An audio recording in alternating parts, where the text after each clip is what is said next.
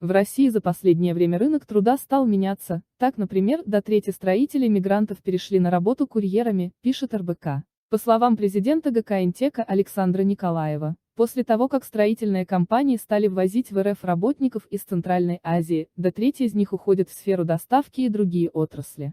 Получается, что приезжают мигранты по заявке строителя, а потом уходят туда, где зарплата существенно выше. Такой расклад– колоссальная проблема для все той же строительной отрасли, которая никак не может отойти от потрясений в пандемию. Николаева отмечает, что мигранты переключаются на доставку не только из-за денег, просто работать там объективно проще и не надо вкалывать по 12 часов в сутки.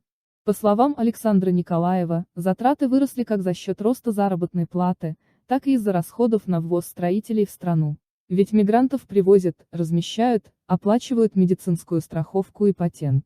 Сейчас возникшая проблема уже обсуждается в Минстрое совместно с Министерством внутренних дел и другими государственными ведомствами.